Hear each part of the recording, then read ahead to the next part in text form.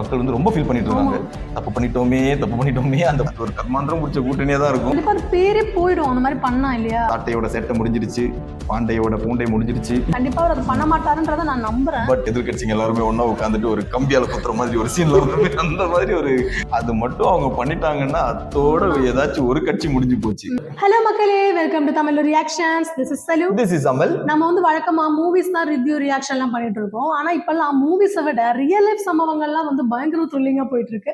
அதனால அதை பத்தி தான் டிஸ்கஸ் பண்ணுவோம். எஸ் காய்ஸ், நம்ம விஜய் சார் அரசியல்ல பண்ண ஓஜி சம்பவத்தை பத்தி தான் இன்னைக்கு நம்ம டிஸ்கஸ் பண்ணவே போறோம்.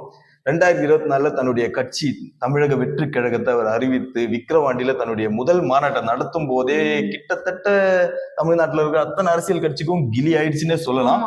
இருந்தாலும் எங்களுக்கு வலிக்கலன்ற மாதிரி லைட்டா அவரை வந்து ஆட்டத்திலேயே சேர்க்காத மாதிரி கூலா ஹேண்டில் பண்ணிட்டே இருந்தாங்க. மக்கள் வந்து விஜய் சார் அந்த அளவுக்கு கொண்டாடிட்டு இருந்தாங்க. எஸ்பெஷலா பெண்கள் வந்து தன்னுடைய அண்ணனாவே பார்த்துட்டு இருந்தாங்க.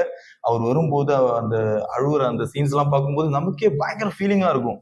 என்னடா இப்படி கொண்டாடுறாங்களே இந்த மனுஷனன்ற மாதிரி. இருந்தாலும் அரசியல் கட்சிகள், அரசியல் விமர்சகர்கள் எல்லாருமே வந்து அவரை வந்து ஒதுக்கதான் பார்த்தாங்க. இதெல்லாம் ஒண்ணுமே ஆகாதுங்க, இதெல்லாம் ஓட்டா மாறாதுங்கன்ற மாதிரி ரொம்ப அவரை தாழ்த்தி பேசி அப்படியே அழுத்தி விட்டுட்டே இருந்தாங்க. எஸ்பெஷலா நாம் தமிழர் கட்சியோட சாட்டை துரைமுருகன் அவர் வந்து ரொம்ப கீழ்த்தரமா இறங்கி போய் விஜயை வந்து எப்பப்பாரு விமர்சனம் பண்றதே வேலையை வச்சிருந்தாரு. அதனால யூடியூப்ல பயங்கரமா காசு சம்பாதிச்சிட்டார் போல இருக்கு. அவரு இதே பழப்பா வச்சிருந்தாங்க. நாம் தமிழர் கட்சி ஒரு கொள்கையுடைய கட்சியா எல்லா மக்களாலையும் பார்க்கப்பட்டது. எப்போ இவங்க வந்து விஜய் சார் வந்து விமர்சனம் பண்ண ஆரம்பிச்சாங்களோ அதுக்கப்புறம் அவங்களுடைய ஓட் ஷேர் கண்டிப்பா குறையும்ன்றது கன்ஃபார்மே ஆயிப்போச்சு. நிறைய பேர் வந்து பல அரசியல் விமர்சகர்களா இருக்கட்டும் எல்லாருமே சொன்னாங்க வந்து இது வந்து நமக்கு தேவையில்லாத வேலை. இதனால வந்து சீமான் அவர்கள் வந்து இவ்வளவு நாள் வந்து வாய்க்கிழிய பேசி கொண்டு வந்த அந்த 8% ஓட்டை வந்து இழக்க போறாங்கன்ற மாதிரியே நினைச்சிட்டு இருந்தாங்க.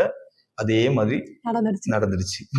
அது மட்டும் இல்லாம நம்ம பாண்டே சாரா இருக்கட்டும், இந்த லவுட் ஸ்பீக்கர்ன்ற அந்த பொண்ணா இருக்கட்டும், அவர் அரசியல் விமர்சகர்களான OS மணியன், கோட்டீஸ்வரன் இவங்க எல்லாருமே வந்து விஜய் சார் வந்து மேக்சிமம் ஒண்ணுமே இல்லை, இதெல்லாம் ஓட்டா மாறாதுங்கன்ற மாதிரி சொல்லிட்டு இருந்தாங்க. பட் April 23 அன்னைக்கு அந்த எலெக்ஷன் டே அன்னைக்கு நடந்த அந்த சம்பவங்கள் எல்லாம் பார்க்கும்போது இவங்களுக்கு எல்லாருக்குமே மனசு மாறிடுச்சு, கொஞ்சம் லைட்டா அள்ளு விட்டுடுச்சு அப்படின்னு தான் சொல்லணும். April 23 அப்புறமா வந்து எக்ஸிட் போல்ஸ் எல்லாமே வந்து மேக்சிமம் எக்ஸிட் போல்ஸ்ல வந்து டிஎம்கே வின் பண்ணுது, ஏடிஎம்கே செகண்ட் பிளேஸ் போகுது.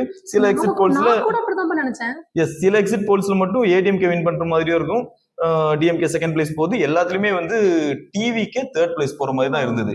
ஒரே ஒரு எக்ஸிட் போல்ஸ்ல மட்டும் தான் வந்து டிவிக்கே 98 to 120 சீட்ஸ் வருதுன்ற மாதிரி சொல்லியிருந்தாங்க. பட் அதை கூட இவங்க வந்து ரொம்ப மறைமுக விமர்சனமா சொல்லிட்டு தான் இருந்தாங்க. இவங்க போன வாட்டியே வந்து இவங்க தப்பா எக்ஸிட் போல் கொடுத்துருக்காங்க, அவர் அந்த ஆள் அழுதாரு அப்படி இப்படின்லாம். பட் மக்கள் எல்லாருமே அந்த May 4th அந்த ஓட்டு என்றதுக்காக தான் வெயிட் பண்ணிட்டு இருந்தாங்க. ஏன்னா அத்தனை பேருமே வந்து விஜய்க்காக ஓட்டு போட்டு வெயிட் பண்ணிட்டு இருக்காங்க. என் தளபதி சிஎம் பண்ண மாட்டாரா? 1.25 கோடி ஓட்டு விழுந்திருக்கு. எம்ஜிஆர் சாரை விட 1% ஜாஸ்தி. எம்ஜிஆர் சாரோட ரெக்கார்டை வந்து பீட் பண்ணியிருக்காரு. எம்ஜிஆர் சார் வந்து 33% ஓட்டு வாங்கியிருந்தாலும் 130 சீட்ஸா அது கன்வெர்ட் ஆயிருந்தது. பட் 34% ஓட்டு வாங்கியும் இது 108 சீட்ல நின்றுதுன்ற ஒரே ஒரு ப்ராப்ளம் மட்டும்தான் இப்போ நடந்திருக்கு. அதனாலேயே மக்கள் வந்து ரொம்ப ஃபீல் பண்ணிட்டு இருக்காங்க. தப்பு பண்ணிட்டோமே அந்த 10 சீட்டையும் கொடுத்துருக்கலாமேன்ற மாதிரி தப்பு பண்ணிட்டோமேன்ற அளவுக்கு ஃபீல் ஆகி போச்சு.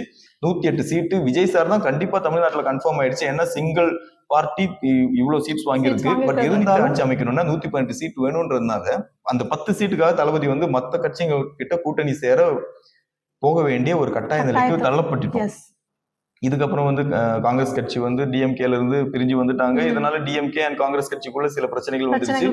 மத்தியில வந்து இந்தியா கூட்டணியிலே வந்து சில பிளவுகள் ஏற்படும்ன்ற மாதிரி பேச்சு அடிபட்டு இருக்கு. ஏன்னா காங்கிரஸ் இவ்வளவு நாள் டிஎம்கே கூட இருந்துட்டு திடீர்னு இந்த மாதிரி தாவேகா பக்கம் தாவுனதுல சின்னதா எல்லாருக்குமே ஒரு மன வருத்தம் இருக்குதான் செய்யும். இருந்தாலும் தளபதி பிஜேபி பக்கம், அதிமுக கூட்டணி பக்கம் போகாம எனக்கு இந்தியா கூட்டணிக்குள்ள இருக்கிற நல்ல கட்சிகளான Congress and CBI, CPM, Visika இந்த மாதிரி கட்சியோட ஆதரவு தான் எனக்கு வேணும்ன்ற மாதிரி அவர் நிக்கிறாரு. அதுவே அவருடைய ஒரு ஸ்டாண்டா நான் பாக்குறேன். ஏன்னா அவர் நினைச்சிருந்தா அசால்ட்டா வந்து அந்த பக்கம் போய் அதிமுக கிட்ட ஒரு ஆதரவு கேட்டு ஏதாச்சும் போயிருக்கலாம். பட் அவர் அந்த பக்கம் போகவே இல்லை.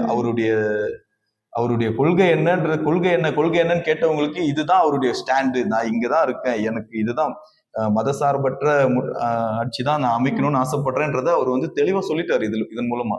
இதுக்கிடையில திமுக அதிமுக கூட்டணின்ற ஒரு பொருளை வேற கிளப்பிட்டு இருக்காங்க. அது வேற நினைச்சா என்ன நடக்க போகுதுன்னு தெரியல. ஆமா. அந்த கூட்டணின்றது ஒரு புரளியாவே இருக்கிறது நல்லது. அது மட்டும் அவங்க பண்ணிட்டாங்கன்னா அத்தோட ஏதாச்சும் ஒரு கட்சி முடிஞ்சு போச்சு. அதோட திராவிட கட்சியில 2 கட்சியில 1 இல்ல கண்டிப்பா அது பேரே போயிடும் அந்த மாதிரி பண்ணா இல்லையா. தளபதி விஜய் சார் வந்து ஆட்சி அமைக்க விடக்கூடாதுன்றதுக்காக மத்த எதிர்கட்சிங்க வந்து எந்த ரேஞ்சுக்கு வேணா இறங்குறதுக்கு ரெடியா இருக்காங்கன்னே சொல்லலாம். நம்ம முதல்வன் படத்துல பாத்துருக்கோம்ல, அந்த சீன்ஸ்ல எதிர்கட்சிங்க எல்லாருமே ஒன்னா உட்காந்துட்டு ஒரு கம்பியால குத்துற மாதிரி ஒரு சீன்ல வருது. அந்த மாதிரி ஒரு கண்டிஷன் தான் இப்போ போய்கிட்டு இருக்கு.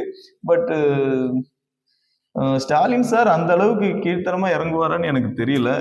ஏன்னா அவங்க வந்து ஒரு கொள்கை கோட்பாடுடைய கட்சி. கண்டிப்பா அவர் அது பண்ண மாட்டாருன்றத நான் நம்புறேன். பட் 108 சீட்டு வாங்கி தனித்துவத்தோட நிக்கிற நம்ம தாவேகா கட்சியோட தலைவர் விஜய் சாரை வந்து இன்னும் ஆட்சி அமைக்க அழைக்காம இருக்கிறது கவர்னர் பண்ற ஒரு பெரிய தப்பா தான் பாக்குறோம். ஏன்னா அவங்கள வந்து அவருக்கு வந்து முதலமைச்சரா வந்து வாகை சூடிட்டு அதுக்கப்புறமா உங்களுடைய 118 சீட்ஸை நீங்க காட்டுங்கன்னு சொல்றதுதான், சட்டமன்றத்துல காட்டுங்கன்னு சொல்றதுதான் அது முறை. பட் இது நடக்காம இருக்கிறது மிகப்பெரிய ஒரு தவறா தான் பாக்குறேன். தமிழ்நாட்டுல இருக்கிறவங்களா இருக்கட்டும், இந்தியாவில இருக்கிற மிகப்பெரிய தலைவர்களா இருக்கட்டும், எல்லாருக்குமே இதுக்கு வந்து கண்டனம் தெரிவிச்சுட்டு தான் இருக்காங்க, தங்களுடைய கருத்துக்களை சொல்லிட்டு தான் இருக்காங்க. கைஸ், சாட்டையோட சேட்டை முடிஞ்சிடுச்சு, பாண்டையோட பூண்டை முடிஞ்சிடுச்சு. லவுட் ஸ்பீக்கர் அக்கா ஆஃப் பண்ணி காலி பண்ணி போயிட்டாங்க. மிகப்பெரிய அரசியல் ரிவ்யூ பண்ணிட்டு இருக்க எல்லாருமே வந்து விஜய் சாரை வந்து ஒத்துக்கிட்டாங்க. இதுக்கப்புறம் ஆட்சி அமைச்சு அவருக்கு வந்து முடிசூட வேண்டிய ஒரே ஒரு கடமை தான் பாக்கி இருக்கு. ஏன் பண்ண மாட்டீங்க? எஸ் गाइस, அப்போ இதுக்கு மேல என்ன நடக்க போகுதுன்றத பாத்துடலாம். ஒவ்வொரு நாள் ட்விஸ்ட் மேல ட்விஸ்டா இருக்குப்பா. ஒவ்வொரு நாள் நியூஸ் எடுத்து பார்க்கும்போது புதுசா கிளப்பி விடுறாங்க. என்னதான் நடக்க போகுதுன்றது அவ்வளோ. இப்போ எல்லாருக்குமே வந்து படம் இந்த மாதிரி என்டர்டைன்மெண்ட் எதுவுமே கிடையாது. எல்லாருக்குமே நியூஸ் பாக்குறது தான் வேலையா இருக்கு. ஃபேஸ்புக்கா இருக்கட்டும், யூடியூபா இருக்கட்டும், எல்லாத்துலயுமே விஜய் எப்போ சிஎம் ஆவாரு. ஜென்சி பசங்க கூட இப்பெல்லாம் வந்து ஃபுல்லா வந்து நியூஸ் பார்த்துட்டு இருக்காங்க. ஏன்னா அந்த அளவுக்கு ட்விஸ்ட் அண்ட் டர்ன்ஸ் இருக்கறனால. ஓகே गाइस, அப்ப டிஎம்கே ஏடிஎம்கே வந்து தங்களுக்குள்ள ஒரு கூட்டணி அமைச்சுக்கிட்டு அது ஒரு கர்மாந்திரம் முடிச்ச கூட்டணியா தான் இருக்கும். அப்படி ஒரு கூட்டணியோட தமிழ்நாட்டை ஆள்வதற்கு ட்ரை பண்ணுவாங்களா, இல்ல விஜய் சாருக்கு வந்து ஆதரவு, அதாவது விசிகா இடதுசாரி கட்சிகள் வந்து ஆதரவு கொடுத்து அவரை ஆட்சி கட்டில் அமர வைப்பாங்களா, இல்ல குடியரசுத் தலைவர் ஆட்சி வந்து மறுபடியும் எலெக்ஷனை ஃபேஸ் பண்ண போறோமான்றது வந்து பொறுத்திருந்து தான் பார்க்கணும். எது நடக்குதோ பொறுத்திருந்து தான் பார்க்கணும். ஆனா இதை பத்தில நீங்க என்ன நினைக்கிறீங்க, உங்களுடைய கருத்துக்கள் என்னன்றத கமெண்ட் செக்ஷன்ல பதிவு பண்ணுங்க.